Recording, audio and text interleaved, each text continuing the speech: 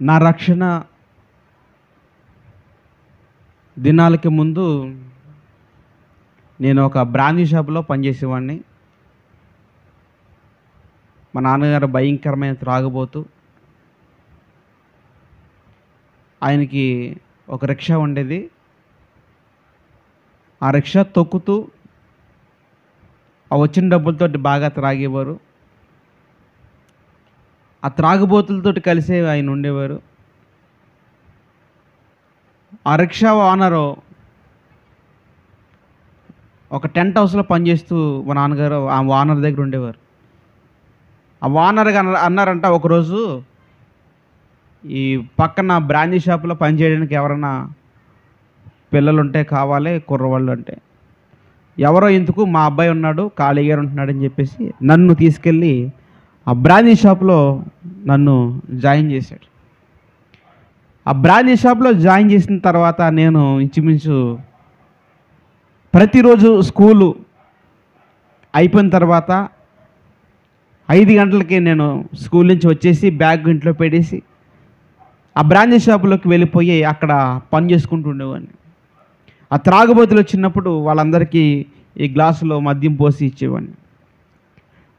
అలా జరుగుతున్న నా జీవితము కొన్ని రోజులకి, ఒక 3 సంవత్సరాలకి నేను కూడా అది ఎలాగుంటుందో ఏంటో రుచి చూడాలని తక్కువగా కాస్త నేను ఆ రుచిని చూడడం జరిగింది. అది మాత్రమే కాదు, సిగరెట్ కూడా ఎలాగుంటుందో అని కాల్చడం కూడా జరిగింది. ఈ రెండు కూడా నేను మెల్లమెల్లగా అలవాటు చేసుకున్నాను. 4 సంవత్సరాలు అయింది. స్కూల్లో చదువు సరిగ్గా చదవట్లేదు. స్కూల్కి వెళ్ళడం, స్కూల్లో బ్యాగ్ పెట్టేయడం, అక్కడి నుంచి స్నేహితులతో కలిసి సినిమాలకు వెళ్ళిపోవడం.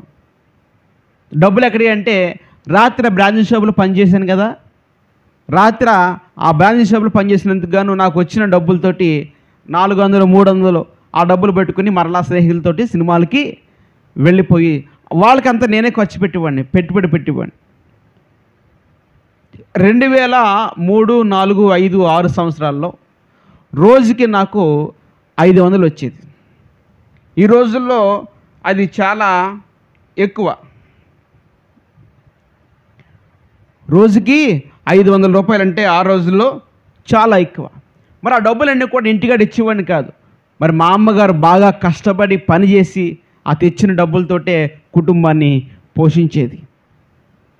ఈ లోపల మా నాన్నగారు త్రాగి వచ్చి మమ్మల్ని కొట్టడం, అమ్మగారిని కొట్టడం, మేము భోజనం చేస్తున్న కంచాన్ని కూడా బయటికి విసిరేయడం, ఆయనకి ఇష్టమైంది వండలేదని, ఆయనకి కావాల్సింది వండలేదని డబ్బులు తేడు తిరిగి మరలా మమ్మల్ని కొడుతుంటాడు. ఇలాగ నా జీవితం గడిచిపోతుంటుంది. సడన్గా ఒకసారి బ్రాందీ షాప్ నుంచి నన్ను తీసేశారు. ఎందుకు తీసేశారంటే, సిగరెట్లు దొంగతనం చేయడం, ఆ బ్రాందీ షాపులో తాగడానికి వచ్చిన వారికి కల్తీ మందు నేను అమ్మడం, ఆ మిగిలిపోయిన సీసాల్లో మందు అంతా కూడా ఒక దాంట్లో ఒక బాటిల్ వేసి అది ఒక ఫుల్ బాటిల్గా నేను అమ్మడం, ఇవన్నీ తెలిసిపోయి నన్ను ఆ బ్రాందీ షాప్లోని తీసేశారు. తీసేసిన తర్వాత స్కూల్లో కూడా ఆబ్సెంట్ ఫెయిల్, అంటే స్కూల్కి రాకుండా నేను బయటికి సినిమాలకి షికార్లు తిరగడంతో 9వ తరగతి ఫెయిల్ అయిపోయాను. ఇక్కడ బ్రాంచ్ షాప్లో తీసేశారు, అక్కడ స్కూల్లో బయటికి గెంటేశారు. ఇప్పుడు డబ్బులు లేవు, స్నేహితులు అందరూ కూడా దూరంగా పోయారు, నా దగ్గర ఎవరు రావట్లేదు. ఇప్పుడు నాకు డబ్బులు అలవాటైన నాకు డబ్బులు కావాలి. ఎలాగంటే, ఒక ఓఎన్జీసీ కంపెనీలో చిన్న కంపెనీ ఉంటే అందులో ఏదైనా పని ఉంటే ఇవ్వండి అని చెప్పేసి రోజు తిరుగుతుంటే, ఏ పని లేదు, బాత్రూమ్లు కడిగే పని ఉంది, నువ్వు చేస్తానంటే చేయొచ్చు అన్నారు. జీతం ఎంత అంటే 1500. జాయిన్ అయ్యాను, చేశాను, బాత్రూమ్లు కడిగాను. సంవత్సరం పోయిన తర్వాత ఒక మాస్టర్ గారు ఒకసారి పిలిచి కంప్యూటర్ దగ్గర కూర్చొని పెట్టుకుని, నువ్వు ఎలాగే ఎంతకాలం చేస్తావు ఈ పని, నువ్వు చక్కగా చదువుకో బాగుపడతావంటే, చదువుకోవాలని ఆశ పుట్టింది కానీ నేను చదువుకోలేను, ఎందుకంటే నన్ను స్కూల్ నుంచి బయటికి గెంటి వేశారు. ఇప్పుడు మరలా స్కూల్కి వెళ్ళలేను, మరలా చదువుకోలేను, మరలా అంత జ్ఞానం నాకు లేదు. ఒకసారి స్కూల్ మానేసిన తర్వాత, స్కూల్ విడిచిపెట్టిన తర్వాత మరలా స్కూల్కి వెళ్ళడం అనేది జరిగే పని కాదు. మరి ఎలాగంటే, మా వాళ్ళందరూ కూడా నువ్వు చర్చికి రా, దేవుని మందిరానికి రా, దేవుడు నిన్ను పట్టుకుంటాడు, దేవుడు నిన్ను రక్షిస్తాడు అని నాకు అంతా సువార్త చెబుతూ ఉన్నారు మా కుటుంబంలో. కానీ నేను ఎప్పుడు ఎవరి మాట వినలేదు. ఇలాగే ఒకరోజు వాక్యం చెప్తున్న పాస్టర్ గారి యొక్క వాక్యాన్ని విన్నాను. చక్కటి పాట పాడుతున్నారు. ఆ వాక్యము, ఆ పాట కేవలము నా జీవితం కొరకే. వెంటనే లేచి ఆ పాస్టర్ గారు ఎవరో చూడడానికి మందిరం దగ్గరికి వెళ్ళాను. ఆ పాట విని ఆ పాటలో లీనమయ్యాను, ఆరాధనలో లీనమయ్యాను. చక్కటి మాటలు చెప్తున్నారు. చర్చికి వస్తే ఎంత ఆనందంగా ఉంటుందా, దేవుని మందిరానికి వెళ్తే ఎంత హాయిగా ఉంటుందా, కష్టాలు సుఖ అన్నీ కూడా మర్చిపోవచ్చు, దేవుని మందిరంలో చక్కగా మనం హ్యాపీగా ఉండొచ్చా అన్నంత భరోసా కలిగించింది ఆ చిన్నపాటి ఆరాధన. అప్పుడు ఆదివారం ఆరాధనకి వెళ్ళడం ప్రారంభించాను.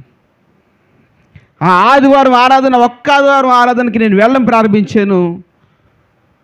మరలా నా జీవితంలో, నా యొక్క సంఘములో ఏనాడు కూడా నేను మందిరాన్ని మానివేయలేదు. ప్రతి ఆదివారం వెళ్ళేవాడిని, చక్కగా ఉండేవాడిని. పాటలు పాడడం నాకు రాదు. పాటలు పాడమంటే నేను చాలా సిగ్గుపడేవాడిని, మాట్లాడేవాడిని కాదు. కొంచెం నత్తి ఉండేది, సిగ్గు. మాటలు ఇప్పుడు ఎంత ఫాస్ట్గా మాట్లాడుతున్నాను, కానీ అప్పట్లో నేను చాలా మెల్లగా మాట్లాడేవాడిని.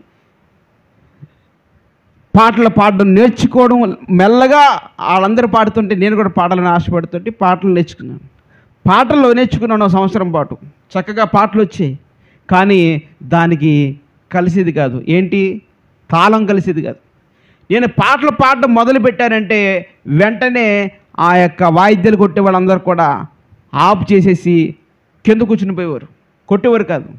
ఎందుకంటే నా పాటకు తాళం కలవదు.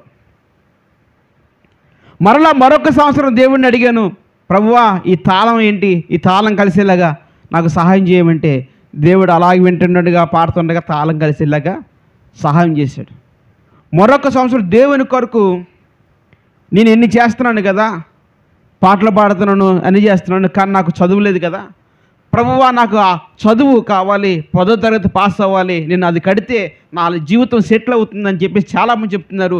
నేను 10వ తరగతి కట్టాలి ప్రభు, అది నాకు చదువు కావాలి ప్రభు అని అడిగితే దేవుడు అన్నాడు, దానికంటే ముందు నీవు రక్షణ తీసుకో అన్నారు, మారు మనసు పొందు అన్నారు, బాప్తిస్మం తీసుకో అన్నారు. నేను బాప్తిస్మం తీసుకున్న 2-3 నెలల్లోనే 10వ తరగతి పాస్ అయ్యాను.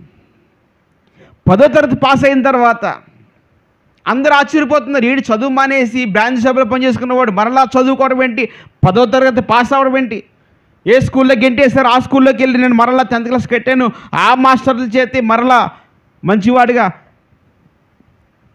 దేవుని యొక్క కృపను పెట్టి సాక్ష్యాన్ని పొందుకున్నాను. 10వ తరగతి పాస్ అయ్యాను. 10వ తరగతి పాస్ అయిన తర్వాత దేవుడు మరలా ఒక మెకానికల్గా ఒక టొయోటా షోరూంలోకి, లేదంటే మహీంద్రా షోరూంలోకి నేను వెళ్ళడం జరిగింది. ఆ మహీంద్రా షోరూంలో నువ్వు మెకానిక్గా కాదు, ముందు ఏం చేయాలంటే కార్లు కడగాలన్నారు. మొదట బ్రాంచ్ షాపులో గ్లాసులు కడిగాను, రెండవది ఒక కంపెనీలో బాత్రూమ్లు కడిగాను, మూడవది నేను కార్లు కడిగే పనికి జాయిన్ అయ్యాను. ఈ కార్లు కడుగుతున్నప్పుడు కార్లు కడుగుతుండగా మందులో ఉన్న ఒకసారి ఏం చేశారంటే, ఒరే నీకు ఏ అలవాటు లేవు కదా, చక్కగా మంచిగా పని చేసుకుంటున్నావు, నిన్ను కార్లు కట్టడం మానేసి కార్లు బాగు చేసి వాడిగా పెడతాను, నువ్వు అర్జెంటుగా ఐటీఐ డీజిల్ మెకానిక్ కట్టన్నారు. మళ్ళీ ప్రార్థన చేసుకొని డీజిల్ మెకానిక్ కట్టాను. డీజిల్ మెకానిక్ ప్రైవేట్గా చదివాను, సర్టిఫికేట్ వచ్చింది.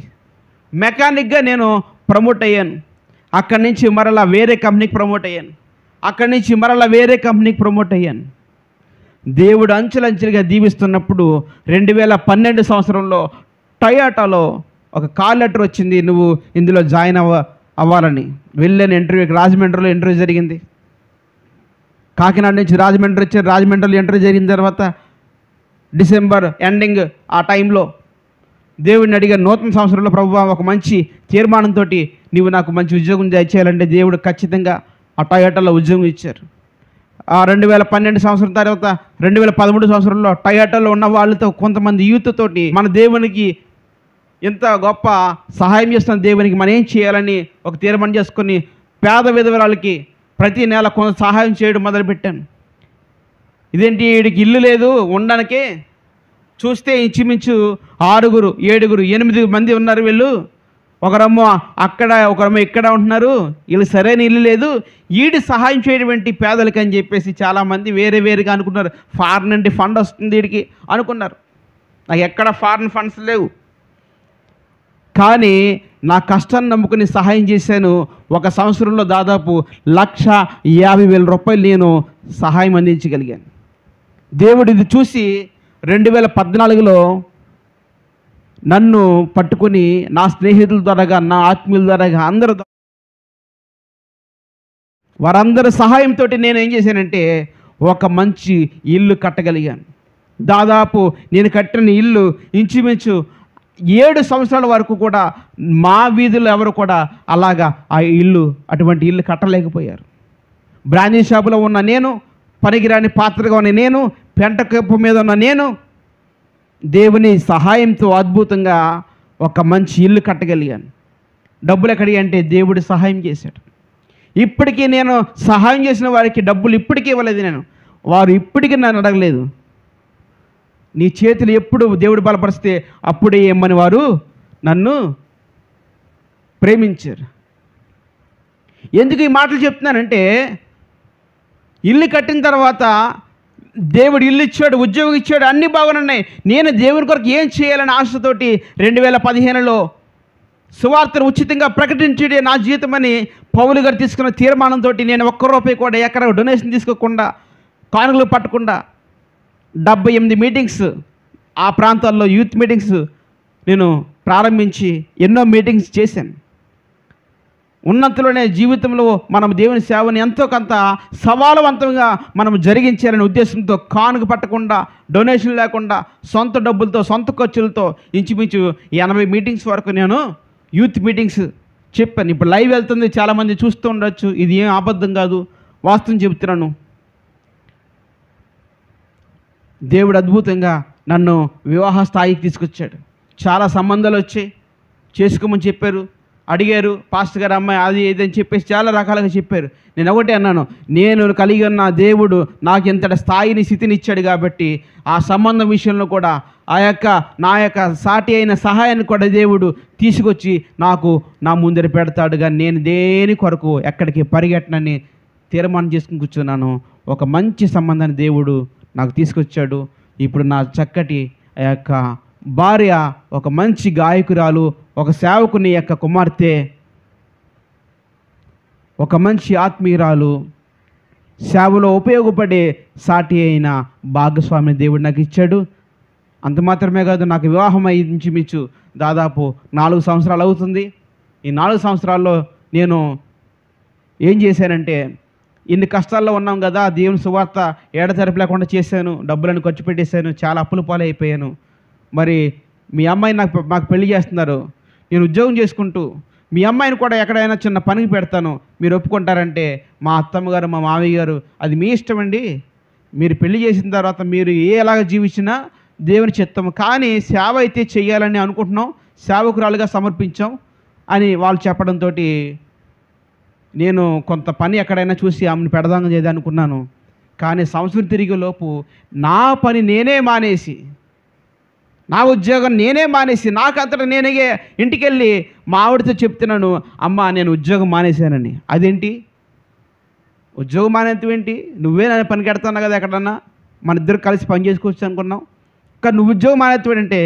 దేవుడు నన్ను సేవకి ఈ గ్రామంలో ఎన్నుకున్నాడు. నేను నా ఉద్యోగం విడిచిపెట్టి దేవుని సేవ చేయాలని ఆశపడుతున్నానని చెప్పేసి అక్కడ తీర్మానం చేసుకోవడం జరిగింది. అంత మాత్రమే కాదు, ఆమె నాతో ఏకీభవించి సంవత్సరం పాటు భయంకరంగా నలిగిపోయింది.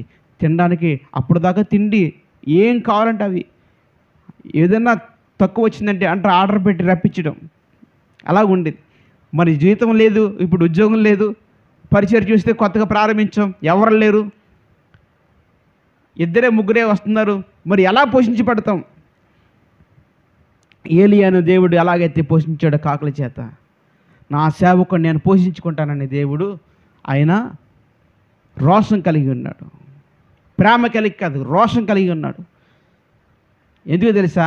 మనము పోషించబడడానికి ప్రజల పక్షముగా దేవుడు మనకి రోషం కలిగి మనకి ఒక మంచి సహాయాన్ని అందిస్తున్నాడు. వారి నుంచి సహాయం అందకపోతే ప్రభువు మన యొక్క స్థితిని చూసి ఆయన రోషము కలిగి సహాయం చేసే గొప్ప దేవుడై ఉన్నాడు మన దేవుడు. నేను ఎన్నో రకాలుగా ఇబ్బందులు పడుతున్నా, నా దేవుడు ఎక్కడ కూడా నన్ను ఇబ్బందులు పాలు చేయలేదు, సమృద్ధి అయిన సహాయం చేశాడు, సమృద్ధికరమైన జీవితాన్ని ఇచ్చాడు. ఇప్పుడు నాకు ఒక మంచి పాప, ఆడపిల్ల పుట్టిందా ఎవరిని ఉద్యోగం మానేస్తారండి? ఎవరు మానరు. ఇంకా బాధ్యతలు పెరిగిపోయి బాబు అని చెప్పేసి ఇంకా ఎన్నో రకాలుగా ఆలోచిస్తారు. ఈడెవడండి ఆడపిల్ల పుట్టిన తర్వాత ఉద్యోగం మానేయడని చెప్పేసి మా స్నేహితుడు ఒకడు నాకు కౌంటర్ వేసాడు. మా అత్తమ్మ కూడా అదే అనుకున్నారు, ఇదేంటి పాప పుట్టిన తర్వాత ఉద్యోగం మానేసేడినా అని అనుకున్నాను. దేవుని చిత్తాలు, దేవుని నిర్ణయాలు మనకి కనపడవు. ఆయన కార్యాలు కంటికి కనబడవు, చెవికి వినబడవు, హృదయానికి గోచరము కావు. దేవుని మీద నమ్మకం చేత, విశ్వాసం చేత మనం దేవునిలో కొనసాగితే ఖచ్చితంగా ఒక అద్భుతాన్ని చూస్తాం. మనుషులు మనల్ని విడిచిపెట్టేయచ్చు. కుటుంబము, సొంత కుటుంబం నన్ను విడిచిపెట్టేసింది. చిన్నప్పటి నుంచి పెరిగి పెద్ద చేసిన నా కుటుంబం, సొంత కుటుంబము, వివాహంలో వారి మాట వినలేదే నన్ను పక్కన పెట్టేశారు. స్నేహితులు, బంధువులందరూ కూడా రాలేదు. తీరా చూస్తే 1000 మందితో నా వివాహం ఘనంగా జరిగింది. ఆత్మీయులు వచ్చారు, ఎక్కడి నుంచి వచ్చారో తెలియదు. నన్ను ప్రేమించిన వారు నా దగ్గరికి వచ్చారు, దేవుడు రప్పించాడు, ఘనంగా చేశాడు కార్యక్రమం. ఈ రోజున చూసుకుంటే ఎవరైతే నన్ను దూషించారో, ఎవరైతే నన్ను నానా రకాలుగా మాట్లాడుకున్నారో వారే నన్ను గొప్ప చేస్తూ ఉన్నారు. దేవుని యొక్క మాటలు ముగిస్తున్నాను నా సాక్ష్యాన్ని. జాగ్రత్తగా మీరు గమనించండి. దేవుని యొక్క సన్నిధిలో, దేవుని యొక్క మందిరములో గడపడం చాలా ధన్యకరం.